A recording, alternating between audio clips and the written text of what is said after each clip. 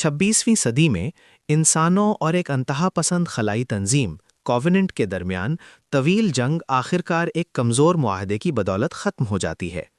ताहम ज़मीन की बैरूनी कॉलोनियाँ अब भी किसी भी खलाई दखल अंदाजी के लिए गैर महफूज हैं। अगरचे अमन का वक्त होना चाहिए, इंसान ONI यानी ऑफिस ऑफ नेवल इंटेलिजेंस को भेजते हैं ताकि वो कॉवेनेंट पर नज़र रखें ताकि वो मुआहदा ना तोड़ सकें। सीड्रा सैयारे पर, जिसकी ज़्यादातर आबादी इंसानों पर मुश्तमिल है, लेफ्टिनेंट कमांडर लॉक और उसकी टीम जंगल के ज़रिए एक खलाई स्मगलर जिसका नाम एक्सेल है का पीछा कर रही है। अचानक वो देखते हैं कि एक खलाई जहाज़ से एक एलर्ट जीलेट उतर रहा है, एक ऐसी ज़ात जिसे लॉक ने सालों से नहीं देखा था। एक्सेल जीलेट से मिलता है और उसे एक छोटा सा आला देता है जिसका तज्जिया टीम दूर से करती है और नतीजा निकालते हैं कि इसमें बम है। टीम फौरन तकसीम हो जाती है और रामोस एक्सेल को पकड़ लेता है जबकि बाकी जीलेट का पीछा करते हैं। वो देखते हैं कि जीलेट शहर की तरफ भाग रहा है, लिहाजा फौरन बैकअप तलब करते हैं। लॉक देखता है कि जीलेट शहर की एक टनल के जरिए फरार हो गया है और उसका पीछा करता है, लेकिन अचानक उसे कमीन का सामना करना पड़ता है। एक लड़ाई होती है, लेकिन वो चंद ज़रबे ही तबादला कर पाते हैं। फिर लॉक एक दरवाजे के पीछे छुप जाता है। जब वो दोबारा दरवाज़ा खोलता है, जीलेट पहले ही गायब हो चुका होता है। टीम और बैकअप अपना पीछा जारी रखते हैं और जीलेट को मॉल के अंदर पाते हैं। लॉक उस पर छलांग लगाता है और चंद गोलियां चलाता है, फिर उसे बम के बारे में पूछता है। ताहम जीलेट कहता है कि ये सिर्फ शुरुआत है, फिर छलांग लगाकर बम को फाल कर देता है। खलाई मखलूक अपनी मौत को गले लगाता है और बम एक एनर्जी पल्स खारिज करता है जो पूरे शहर को ढांप लेता है। इब्तिदा में लगता है कि कुछ नहीं हुआ। टीम रवाना होने के लिए तैयार होती है, लेकिन इसी लम्हे इर्द गिर्द के शहरी अजीब बीमारी की अलामात जाहिर करने लगते हैं, जैसे सांस लेने में मुश्किल और उनकी रगें सियाह होना। 2 एजेंट्स जो धमाके के करीब थे वो भी मुतासिर होते हैं, लिहाजा उनके साथी उन्हें फौरन अस्पताल ले जाते हैं। इब्तिदा में कर्नल अकेन कॉलोनियल गार्ड का अफसर उन्हें दाखिल होने नहीं देता क्योंकि उसे ONI पसंद नहीं, लेकिन लॉक उसे दिखाता है कि एजेंट्स कितने बीमार हैं तो वो राज़ी हो जाता है। अकेन नहीं चाहता कि यह अजीब बीमारी फैल जाए, लिहाजा वो बाकी टीम को भी जांच के लिए भेजता है। तमाम की जांच ठीक निकलती है, लेकिन घंटों के बाद मजीद और ज़्यादा बीमार लोग अस्पताल आना शुरू हो जाते हैं और रिपोर्टें धमाके के मकाम से 10 किलोमीटर तक पहुंचती हैं। कई टेस्ट के बाद वो तफसीलात जान पाते हैं। लोग एक बायो एजेंट की वजह से बीमार हो रहे हैं जो एक मुतगय्यर उनसर से बनाया गया है, जो उन्होंने पहले कभी नहीं देखा, और ये सिर्फ इंसानी DNA को मुतासिर करता है। सैयारे की दीगर कोई नस्ल बीमार नहीं है।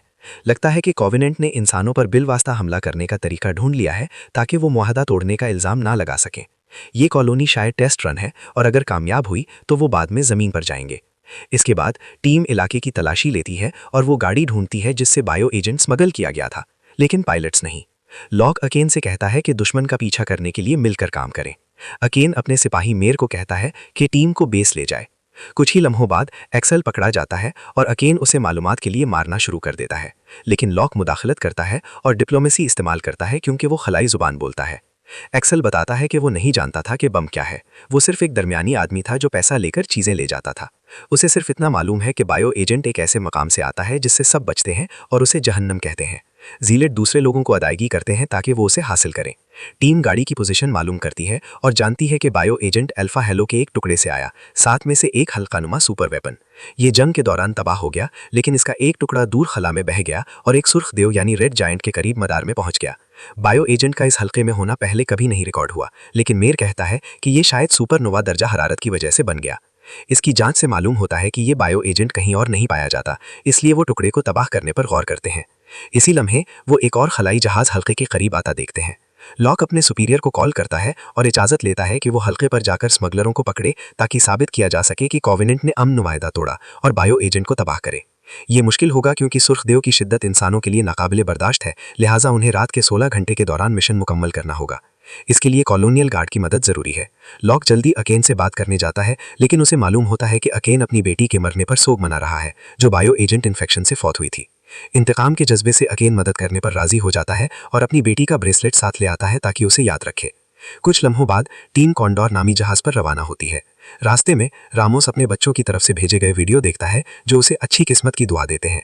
जहाज़ के वस्त में एक न्यूक्लियर बम देखकर उनके दरमियान बहस होती है कि ONI और कॉलोनियल गार्ड किस तरह काम करते हैं, लेकिन अकेन उन्हें खामोश कराता है और कहता है कि वो एक यूनिट की तरह काम करे, ना कि अलग टीमों की तरह। बाद में लॉक मीस को बताता है कि अकेन पहले स्पार्टन था, एक super soldier, United nation space command के खुसूसी प्रोजेक्ट का हिस्सा। आखिरकार वो हल्के के टुकड़े पर पहुंचते हैं और ओएनआई सिपाही कॉन्डोर से अपनी कॉम्बैट सूट के जरिए छलांग लगाते हैं। कॉलोनियल गार्ड के सिपाही रस्सी के जरिए उतरते हैं। मेयर और पायलट जहाज को दूर ले जाते हैं, जबकि टीम इलाके की तलाशी शुरू करती है जो खौफनाक और तन्हा है। वो स्मगलर जहाज ढूंढते हैं जो खाली है लेकिन इंजन अब भी गर्म है और पैराशूट निकला हुआ है जो अजीब है क्योंकि वो काम कर रहा है। जहाज के करीब वो के कंपार्टमेंट देखते हैं जो घोड़े रखने के लिए इस्तेमाल होता था, जो लैंड करते वक्त खराब हो गया और घोड़ों के कदम की निशानियां जमीन पर जाती हैं। चूंकि खलाई जहाज यहां नहीं उतर सकता, स्मगलरों को घोड़ों का इस्तेमाल करना पड़ता है ताकि वो डिपॉजिट तक जल्द पहुंच सके। टीम शहजादे का पीछा करके गार में पहुंचती है और दो स्मगलर्स एरीज और हेजल को बायो एजेंट कानकनी करते हुए पाती है। घोड़े शोर मचाते हैं जिससे स्मगलर्स भी उन्हें देख लेते हैं और गार से बाहर भागते हैं। टीम जल्दी से उनका पीछा करके उन्हें गिरफ्तार करती है और घोड़े भी कंटेनर्स के साथ ले आती है। टीम कॉन्डोर से मिलने के लिए हरकत करती है, लेकिन जब जहाज जमीन के करीब आता है तो एक खलाई कीड़ों की कस्म यानी ओलिगोलो हमला करती है। ये मखलूक जहाज में घुस जाती है और उसे खराब कर देती है, जिससे जहाज हिलता है और मेयर बाहर गिर जाता है। जहाज मुख्तसर तौर पर जमीन से टकराता है, फिर बेतरतीब परवाज करके दूर जाकर गिर जाता है। जमीन पर सैकड़ों कीड़े आ जाते हैं और फौरन घोड़ों और 3 सिपाहियों को मार देते हैं। टीम स्मगलरों के साथ भागती है और एक तंग जगह में छुप जाती है जहां लॉक होलोग्राफिक डिवाइस इस्तेमाल करके अपनी पोजीशन छिपाता है। टीम दूसरा छुपने की जगह तलाश करती है। एरीज बताता है कि कीड़े फाल टेक्नोलॉजी और हरकत को महसूस कर सकते हैं, लिहाजा टीम अपने तमाम आलात बंद कर देती है। कीड़े बहुत करीब आते हैं लेकिन सिपाही बिल्कुल साकित खड़े रहते हैं और उन्हें ना पाते हैं। कीड़े बगैर हमला किए चले जाते हैं। टीम दोबारा चलती है और रास्ते में लॉक एक बचा हुआ कीड़ा पकड़कर मार देता है। कुछ घंटों के बाद टीम आराम करती है और सूरत हाल पर बात करती है। उनके आलात में ऑफ वर्ल्ड कम्युनिकेशन नहीं है और कॉन्डोर गायब है, लिहाजा उनका वाहिद रास्ता स्मगलर का जहाज है। ये सिर्फ 2 लोगों को ले जा सकता है जबकि उनकी तादाद 9 है, इसलिए सब घर नहीं जा पाएंगे। लॉक सोचता है कि उन्हें कॉन्डोर से न्यूक्लियर बम वापस लेना चाहिए और मिशन मुकम्मल करना चाहिए। अगेन राजी होता है कि जब वक्त आए वो चुनना यानी ड्रॉस करें ताकि सबके लिए इंसाफ हो।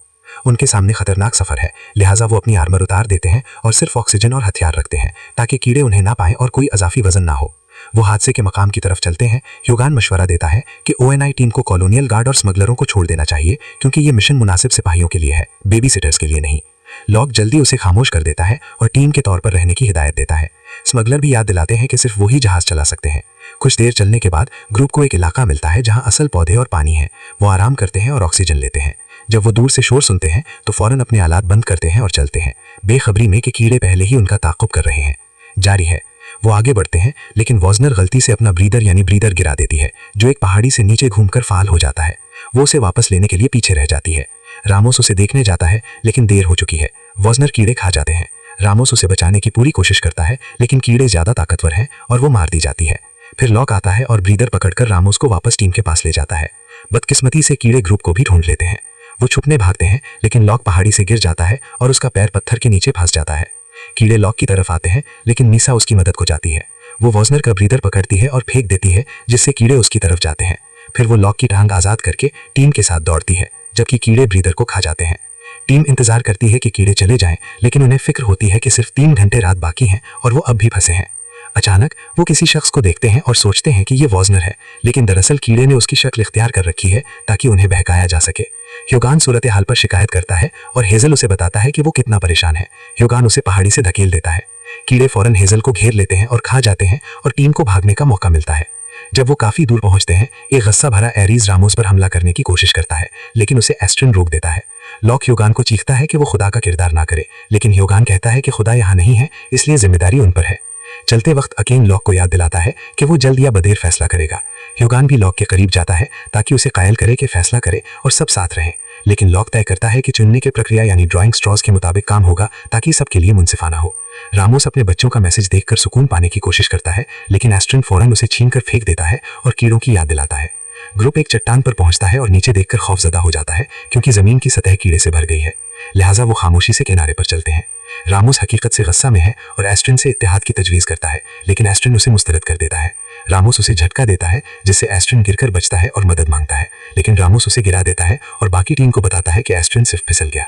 जब वो आखिरकार चट्टान से उतरते हैं, ह्यूगान बिलवास्ता रामोस से कहता है कि वो सच जानता है और उसे कसूरवार नहीं समझता। वो आराम करते हैं और हेरियन अगेन का हथियार लेकर उसे देने पर मजबूर करता है। लॉक फौरन अपनी बंदूक निकालता है ताकि हेरियन पीछे हट जाए, लेकिन रामोस हेरियन के साथ मिल जाता है और लॉक को कायल करते हैं। रामोस और ह्यूगान अपनी क़यादत से मायूस होकर सबके हथियार लेकर एरीज के साथ निकल जाते हैं ताकि वो जहाज चलाए। मेयर कहता है कि अब उनके लिए कोई उम्मीद नहीं, लेकिन इसी लम्हे अगेन कॉन्डोर तलाश करता है। वो फौरन जहाज में दाखिल होते हैं और न्यूक्लियर बम सही हालत में पाते हैं। मजीद हथियार भी मिलते हैं और मेयर नोट करता है कि कुछ प्रोपल्शन अभी भी काम कर रहा है जो उन्हें स्मगलर के जहाज तक ले जा सकता है, लेकिन ईंधन काफी नहीं, लिहाजा अकीन तजवीज़ करता है कि बम की बैकअप पावर सेल इस्तेमाल करे। चूंकि सिर्फ 2 लोग घर जा सकते हैं, तीसरे शख्स को बम फाल करने के लिए रहना होगा। जब कॉन्डोर दोबारा काम करने लगता है, अकीन मेयर और लॉक को रवाना करने को कहता है, लेकिन वो दोनों इनकार करते हैं और चुनने की प्रक्रिया यानी ड्राइंग स्ट्रोज के मुताबिक फैसला करते हैं। अकीन अपनी बेटी की ब्रेसलेट तोड़कर कुछ मोतियों को हाथ में लेता है, सफेद जाने के लिए और सुर्ख रहने के लिए। मेयर और लॉक ने सफेद मोती खींचे, मतलब अकीन वो शख्स है जो रहता है जैसा कि वो चाहता था। दोनों रुखसत होते हैं और अकीन जाहिर करता है कि उसका मोती भी सफेद था ताकि नौजवानों को बचाया जा सके। एरीज रामोस और योगान को धोखा देने की कोशिश करता है, लेकिन योगान रामोस को तसल्ली देता है कि जहाज खुदकार है और उन्हें सिर्फ एरीज की फिंगरप्रिंट्स चाहिए। बहुत दौड़ने के बाद वो आखिरकार जहाज के करीब पहुंचते हैं, लेकिन रामोस सांस लेने में मुश्किल महसूस करता है। रामोस और योगान आखिरी ब्रीदर इस्तेमाल करने के लिए रुक जाते हैं और एरीज अपनी बंदिशें काटकर भाग जाता है। कीड़े उनका पीछा करते हैं और हैव्युगान रामोस को धोखा देता है, इसकी टांग तोड़ देता है और उसे कीड़ों के हवाले कर देता है। इसी लम्हे कॉन्डोर जाहिर होता है, लेकिन कंट्रोल खो देता है और जमीन से टकरा जाता है, जिससे मेयर जख्मी हो जाता है। लाक उसे पीछे नहीं छोड़ता और उसको उठा कर ले जाता है। एरिस सबसे पहले स्मगलर के जहाज तक पहुंचता है और उसे फाल करता है, जिससे कीड़ों की तवज्जो हासिल होती है। लेकिन हैव्युगान उसे मारकर खुद जहाज पर चढ़ता है और कीड़े फौरन उसे खा जाते हैं, फिर जहाज के पीछे जाते हैं। लाक और मीर कुछ नहीं कर सकते, लेकिन फिलहाल छुपते हैं। जब सूरज उफुक पर नमूदार होता है, अकीन आखिरकार डिपॉजिट तक पहुंचता है और न्यूक्लियर बम फाल करता है। कीड़े उसे महसूस करते हैं और लाक और मीर को जहाज में दाखिल होने और उड़ाने का मौका मिलता है। जब वो उड़ते हैं, वो देखते हैं कि धमाका अकीन को मार देता है, लेकिन रिंग टुकड़ा और बायो एजेंट तबाह हो जाते हैं, इंसानियत बच जाती है। वीडियो देखने के लिए सब्सक्राइब करें और नोटिफिकेशन ऑन करें। शुक्रिया।